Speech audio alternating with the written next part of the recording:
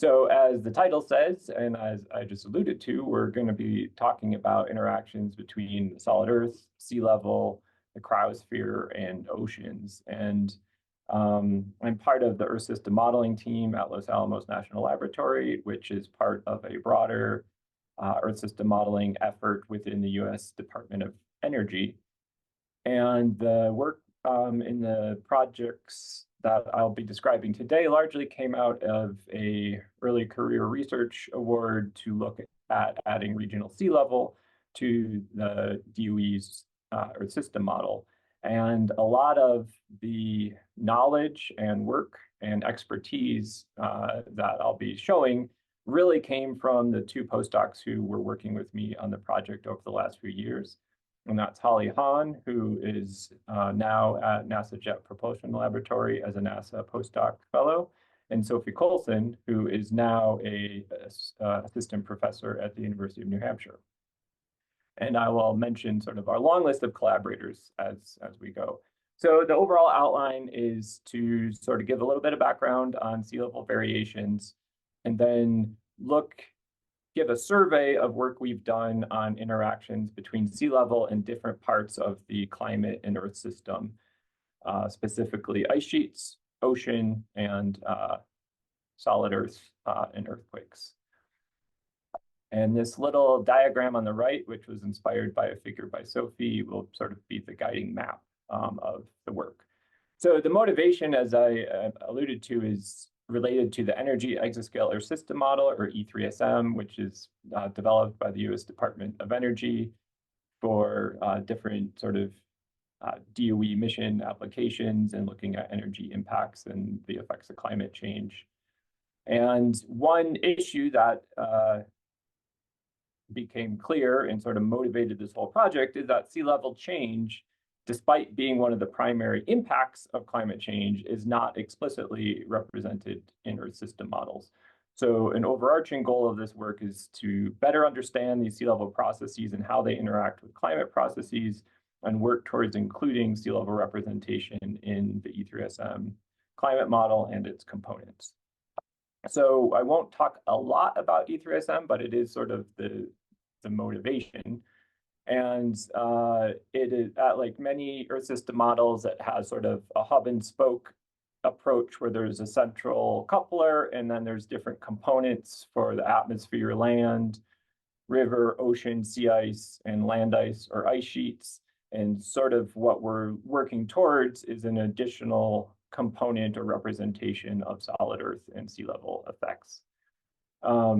This is the first Earth system model to support regionally refined meshes or unstructured meshes in all components, and it really targets utilization of exascale supercomputers that DOE operates. And most of the expertise at LANL related to E3SM is focused on the ocean, sea ice, and ice sheet components. And so my larger background is primarily in ice sheet dynamics and glaciology, but as part of this climate modeling efforts, branching out in a lot of new areas, including sea level.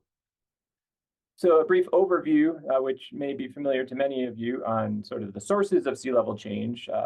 First, it makes sense to talk about global mean sea level changes. And what causes changes in that are both changes in ocean mass, or what are often called barostatic contributions. And today I'll mostly be talking about melting from the Antarctic and Greenland ice sheets, or mass change. But there are other sources as well, of course. And then there's also the contribution from changes to ocean volume. And this is primarily due to ocean density changes through steric sea level and ocean thermal expansion are other terms for this.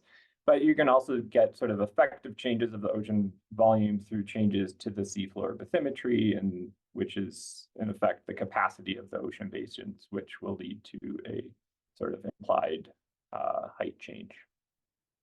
So additionally, there's relative or regional sea level changes that sort of imprint on top of this global mean signal.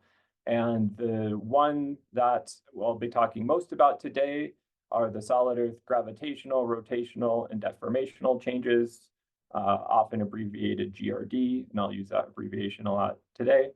And these are in response to both current surface load changes, so those barystatic contributors, primarily ice sheet and glacier mass changes, but also land water storage or other redistributions of water mass on the Earth's surface. And then there's also a sort of a long-term response to load changes from the past associated with glacial isostatic adjustment from paleo ice sheet changes. And then the second main source of regional sea level change I'll hit on today is dynamic sea level, which is the difference of sea surface height from that of ocean at rest or from the geoid, and that's due to changes in ocean currents and sort of the way water piles up due to ocean dynamics. And then there are a few other processes that affect regional sea level that I will not talk about today, but I've listed for completeness. And so in terms of the gravitational, rotational, deformation processes, I'd like to explain that a little bit more before we jump in. So in terms of solid Earth deformation at the timescales of climate, there's sort of two modes that are relevant. There's the elastic deformation of the lithosphere, which is effectively instantaneous. And then there's the rheological response of a viscoelastic adjustment of the combined mantle lithosphere system, which happens to changes in primarily ice sheet loading at longer timescales, typically thousands or tens of thousands of years. But I put an asterisk here because it can happen at shorter timescales when mantle viscosity is low, and that is sort of a teaser. And then there's also a much longer sort of viscous timescale associated with dynamic topography, and that's not something that I will touch on, but is of course of relevance to this community. So in addition to the deformational effects, this redistribution of surface loads also affects the rotation, the location of the axis of rotation. And so that's an additional effect that influences the height of the sea surface. And then finally, there's quite important gravitational changes. And in this schematic that Sophie provided for me, it nicely demonstrates that for a shrinking ice sheet, there is actually a sea level fall near the ice sheet due to the reduced gravitational attraction from the ice sheet on the ocean. And then in the far field, there is a commensurate sea level rise that is higher than the global mean. And then somewhere in between, there's a point where the local gravitational changes are in balance. So we have these three processes: gravitational changes, rotational changes, and solid Earth deformation that strongly influence sea level from changes in ice sheet or mass or other surface loads. Okay, so going back to the outline, the first sort of area I want to dive into are interactions between sea level and ice sheets. And we're going to focus on the Antarctic, first taking a short detour to Thwaites Glacier and then broadening out to the whole Antarctic ice sheet. And so this is work that was led by Holly Hahn while she was a postdoc here at Los Alamos, and she's in the process of finishing up now. And the main research question we're tackling is, quantifying how much these GRD effects in Antarctica change the projections of future ice sheet mass loss, because it's been demonstrated that there are strong couplings between regional sea level and ice sheet evolution. And so the background here is that for a marine ice sheet, which is an ice sheet where the base of the ice is grounded below sea level, so that the underside of the ice shelf or the exposed calving front is in contact with the ocean, there is the potential for rapid retreat due to a process called the marine ice sheet instability. And this is related to the fact that the flux across the grounding line, which is the position at which the ice goes afloat, is proportional to the height of the ice at the grounding line. And on a bedrock configuration that gets deeper as it goes further inland, a small perturbation that causes a slight retreat in the grounding line results in a larger ice thickness at the new grounding line, which in turn causes a larger flux across the grounding line, and due to dynamic thinning will tend to cause the grounding line to further retreat in sort of a positive feedback. However, in the presence of bedrock uplift associated with glacial isostatic adjustment, the bedrock will effectively raise the ice sheet out of the water and will delay or potentially reverse this process. And this was demonstrated first by Natalia Gomez in 2010, and there's been a lot of subsequent studies that sort of demonstrate the effect. And combined with the bedrock uplift, the local sea level fall due to gravitational processes that I described a few slides back further augments this process. Of course, this is highly dependent on the Earth rheology, and if the faster the bedrock is able to uplift, the stronger this potential slowdown mechanism will be. And it's been known for quite some time now that in West Antarctica, which is the region of the ice sheet where most of the ice sheet is grounded below, is marine-based, that the viscosity of the mantle is 2 to 3 orders of magnitude lower than typical Earth values, and making the viscoelastic adjustments of the bedrock relevant on timescales that are much shorter than the sort of typically assumed GIA timescales of thousands of years. So a few years ago, we did a preliminary investigation using our modeling system on Thwaites Glacier, which is a large glacier in West Antarctica that many people are probably familiar with, because it's the one that's believed to be most subject to marine ice sheet instability and providing the largest amount of uncertainty in the future of Antarctica's contribution to sea level rise. This glacier alone could yield up to 65, it says meters, it should say centimeters of, or sorry, yeah, 65 centimeters, it says 0.65 meters of sea level equivalent, but it could also draw down the neighboring basins in West Antarctica, leading to even further retreat. And it is located on a reverse sloping bedrock, so it is subject to this marine ice sheet instability I mentioned. And it also overlays this region of West Antarctica that has anomalously low mantle viscosity and a thinner than typical lithosphere. So to investigate this, we used the coupled Molly ice sheet model, which is part of the E3SM system that I mentioned earlier. And in this case, we were using a planar GIA model called GaiaPi, which accounts for viscoelastic deformation only, so no gravitational effects and no sort of far field sea level considerations. And as you can see sort of from these plots, we started with a control run that had a fixed bedrock, and then we explored 4 different Earth rheologies and looked at the associated change in ice mass over about 500 years and the associated sea level equivalent. So with a fixed bedrock, we're seeing something like 450 millimeters of sea level rise in the next 500 years in these simulations. But when we include these GIA feedbacks, the amount of sea level rise reduces substantially. And sort of the weakest model we considered actually reduces the sea level rise by close to 80%. And it's actually sort of better to think of this rather than a reduction in sea level rise as a delay in sea level rise of many decades, essentially. But this study was very useful, but it left us wondering about the missing gravitational and rotational effects, as well as what these effects would be at the whole Antarctic ice sheet scale. So that motivated Holly's work, focused on, instead of this planar local GIA model, using a global sea level, spherical sea level model with a radially symmetric Earth structure, or a so-called 1D sea level model or GIA model.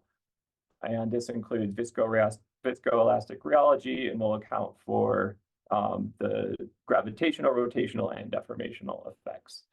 And so we've coupled this with the MAHLI ice sheet model, as I said, and we're running simulations to 2300 for the whole Antarctic ice sheet, following a recently described ISMIP-6 as an ice sheet model intercomparison project protocol that provides climate forcings to the ice sheet from the ocean and atmosphere out to 2300. And so for these simulations, we started with, so there's, as I said, a 1D sea level model. So there's the same solid Earth conditions everywhere. And of course, as I showed, West and East Antarctica have different rheologies, but we're having to pick one or the other with this sort of model. So we're starting with the West Antarctica or weak mantle type conditions.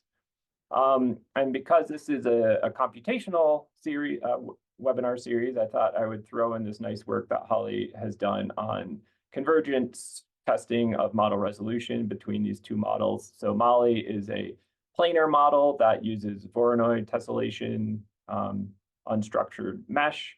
And then the sea level model works on Gaussian grids with spherical harmonics. And we need to interpolate between these two grids. And to assess what sort of level of resolution is required between the two models, Holly developed this idealized test case of this cylindrical slab of ice that's roughly the dimensions of Antarctica, and then imposes a retreat rate that sort of shrinks that cylinder radially in a configuration where we don't have to worry about floating ice or changes between grounded and floating conditions within the ice. And then this plot here on the right shows the percent error between the global mean sea level representation in the sea level model versus that calculated from the MAHLI ice sheet model results.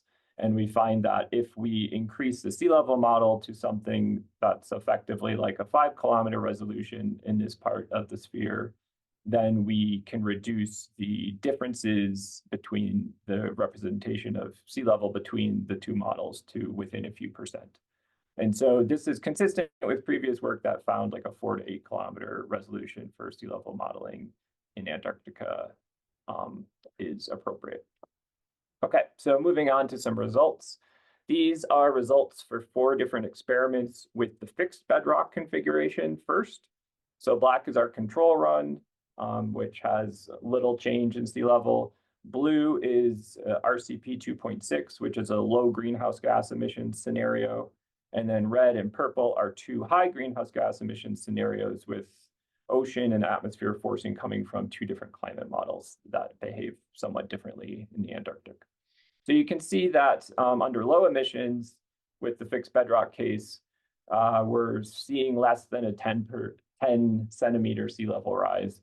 But in the sort of most extreme scenario we have, we're seeing in excess of 2 meter sea level rise by 2300. Okay, so these solid lines now indicate the results with the coupled sea level ice sheet configuration. And in that case, all of the simulations show less global mean sea level rise than with the fixed bedrock. And that's due to this uplift and suppression of the marine ice sheet instability and rapid retreat that I described earlier. And in particular, we're seeing something around 40% reduction in sea level rise from these GRD effects at 2300. As I just said a few slides earlier, it's perhaps better to think of this as delays of 4 decades or so at 2300. And another important result, which we also saw in Earth weight study, is that this GRD feedback, which slows the retreat of the ice sheet, is actually stronger when the climate change or the mass loss is slower. And so while this is a sort of what do I want to say? This is a nice finding to see that these GRD effects may cause the ice sheet to retreat more slowly than otherwise expected. If the climate change is too strong, the sort of benefit, the societal benefit from this feedback is reduced. So that's an important conclusion there. Looking at a few more details, we can look at maps of the thickness change relative to 2015. So this is for the high emission scenario with the fixed bedrock case. And so the orange and red colors are where you have significant ice thinning at 2100, 2200, and 2300. And you can see the final ice thickness state in 2300 has much retreated grounding lines and no ice shelves to speak of left on the continent. If we instead look at the results with the coupled sea level model, these plots are showing the difference. And so at 2300, these red colors are showing the amount of ice that was sort of saved through this sea level feedback. And it's strongest in the Thwaites catchment, which is consistent with the earlier study we did. And because it's so large there, this color bar is quite broad, but there are also pretty significant changes in some other important outlet glaciers as well. And then associated with this, we can look at the difference in bed surface height. So in other words, this is the amount of uplift that was associated with that was simulated by the sea level model. So we're seeing quite large values in the hundreds of meters near some of the grounding lines that retreat the most. And then finally, because this is a global sea level model, we can look at the global pattern of sea level change. And we can see that this sort of far field has small variations, but it's not completely uniform. And there's complex, large patterns of sea level change near Antarctica. But the sort of the global mean, as we saw in the earlier plot, is somewhere around 1.5 meters. Okay, so the outlook from this body of work is that the 1D sea level model improves on the earlier local GIA approach we used. However, because we can't represent East and West Antarctica simultaneously, ultimately we need to be working with 3D sea level models, and there have been some other groups that have recently demonstrated nice results with that sort of approach, and that would be something we're looking forward to moving into in the future. And then another direction we want to move with this is including these GRD effects in coupled E3SM simulations that have an active Antarctic ice sheet. An early sort of investigation into that more aspirational goal is some work Holly's done effectively approximating some of these effects of bedrock changes and regional sea level on ocean conditions. And sort of the context here is that these large ice sheet model intercomparison projects utilize results from ocean models, but those ocean models often don't go all the way to the Antarctic continent. And at present, or as of the most recent intercomparison, none of them actually include the cavities beneath Antarctic ice shelves. But that's precisely where we need to know the temperature of the ocean and the thermal forcing it's exerting towards melting the base of the ice. And so what has been done in these protocols is to simply do some sort of horizontal extrapolation of the ice temperatures, and then sort of a vertical extrapolation beyond that behind sills or high points in the bathymetry where horizontal extrapolation is blocked. But the question we had is, we saw on one of those previous slides that we're seeing possibly hundreds of meters of bedrock change or relative sea level change in the marine basins around Antarctica. And so that would presumably affect the water masses that are able to reach the base of the ice shelves. And so just as a simple experiment, what Holly's done is redone this sort of extrapolation mechanism, but accounting for the change in bathymetry that she sees in those simulations. And from that effect alone, she's seeing changes in the temperature of the ocean water at the base of the ice shelves of, in some places, a couple degrees, which might not sound like a lot, but due to the heat content of water, that has a lot of power to melt additional ice, or in some cases, reduce the amount of melting. And I'll also refer you to this preprint that does something similar from a different group. Okay, so moving on to the ocean. as is my wont, I probably dwelled too long on the ice sheet side of things, but as part of this project, we've been trying to look at the whole Earth system more expansively. So on the ocean side, I'm going to touch a little bit on dynamic sea level as well as tides. So that first bit is work that I've been doing with Sophie and Holly, along with Kristen Barton at Michigan and Darren and Guerda, who recently left Los Alamos, on looking at the solid Earth response to ocean dynamic sea level.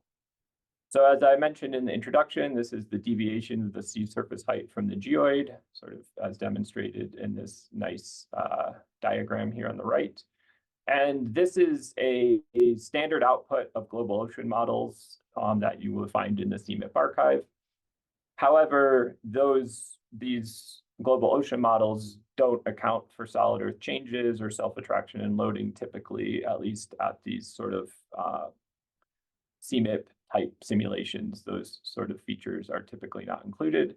However, as we've been sort of thinking throughout this talk, mass redistribution from dynamic sea level is effectively a load change on the solid Earth. So if this dynamic sea level high were to shift closer to the coast, for example, due to changes in ocean dynamics, that would be exerting a different pressure on the solid Earth, a reduced pressure at this location and an increased pressure at that new location.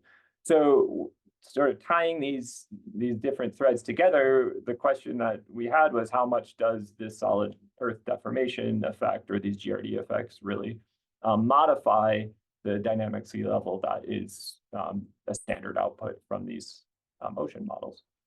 And so to do this, as I've mentioned a few times now, we can get these dynamic sea level projections, or how dynamic sea level will change in time, from ocean models. And here we're sort of taking decadal averages to smooth out internal variability and taking the difference from the final decade of the century and sort of the present day. And this is what the change in dynamic sea level in E3SM looks like under a high greenhouse gas emission scenario. So we're seeing, close to 0.5 meter increase in the Arctic and decrease in the Southern Ocean, with sort of lower magnitude but complex patterns around the rest of the Earth, or the global ocean. And there's a sort of a high point along the US East Coast of increased dynamic sea level. So we took the same sea level model that I described in the previous section for Antarctica, and instead applied this change in dynamic sea level as an input to the model. And then the sea level model produces the additional change in regional sea level associated with gravitational, rotational, and deformation effects. And that looks like this. And the first thing you'll note is that if you squint, these patterns look very similar. I need to emphasize that the GRD response is an order of magnitude smaller. So these color bars are off by a factor of 10, but the overall spatial pattern is quite similar. So the main sort of takeaway we found is that these GRD effects amplify the dynamic sea level changes by something about 12%. And the GRD changes are generally sort of at the 1,000-kilometer scale, so they're much smoother than the higher frequency dynamic sea level changes. And so this sort of ratio of these two processes has a lot of heterogeneity, but averaged over the global ocean is about 12%. And this is sort of consistent with back of the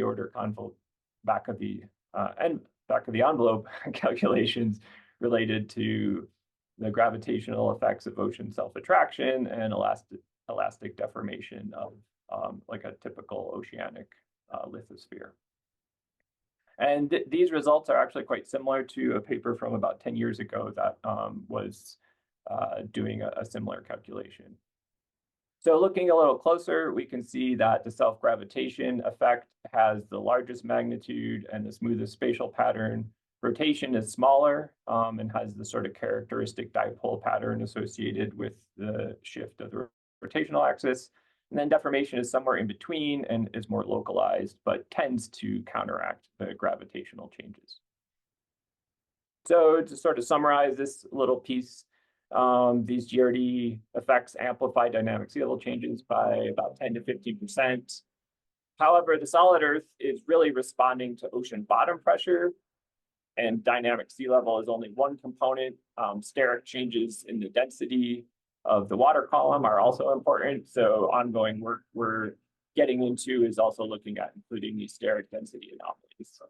And then, of course, as I've alluded to, we would like to sort of impose these projected GRD changes on the ocean model in E3SM to evaluate their impacts, not just on local sea level, but on ocean circulation as well, which we anticipate will be small for the sorts of changes we're talking about. But when we bring all these different sea level processes together, it's an assumption that is worth evaluating.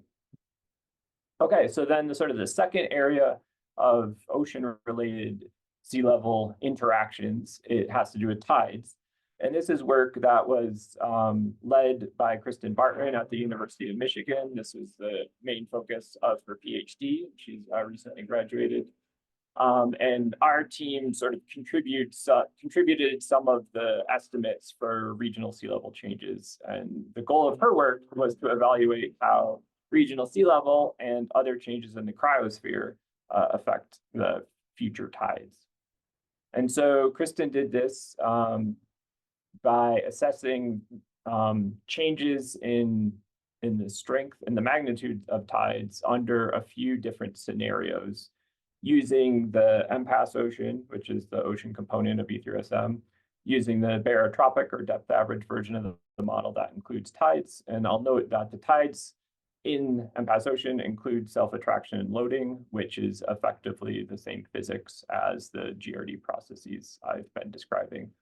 And then she did simulations both at present day and at 2100 under three scenarios at 2100.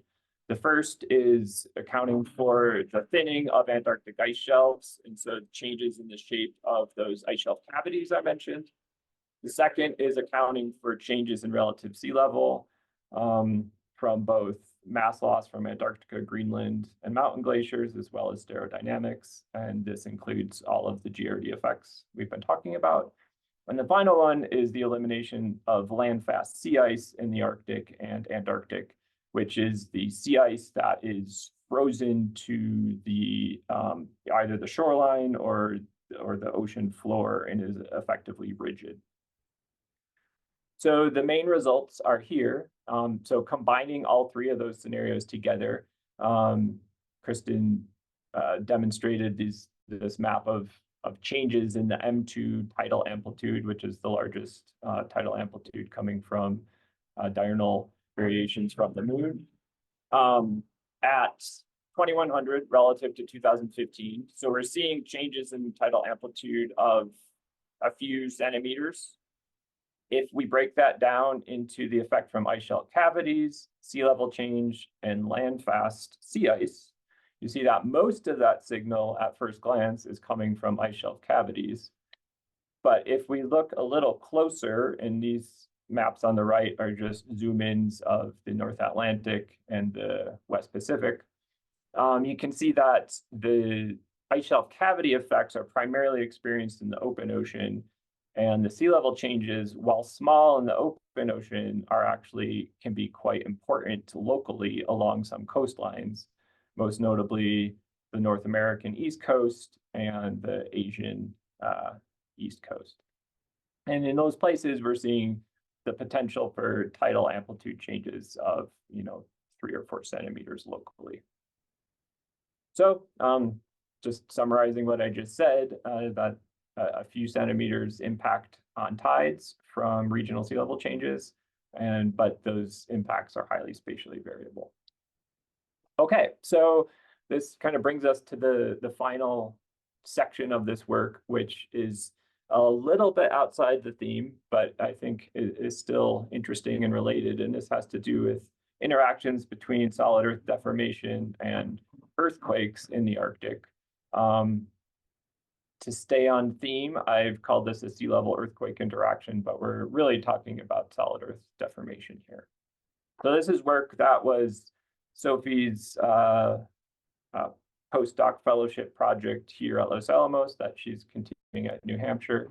And we're specifically looking at the crustal deformation associated with mass loss from the Greenland ice sheet and Arctic glaciers in general on earthquake activity at the Atlantic mid-ocean ridge. So the main sort of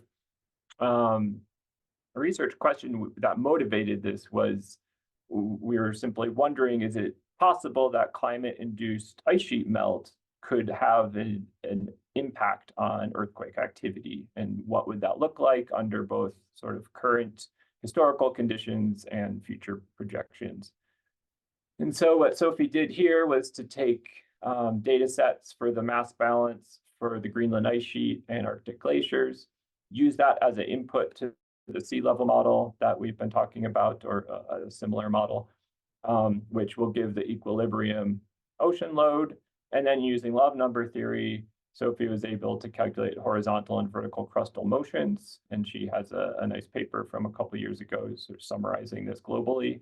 But here we're focusing on the Arctic and around Greenland.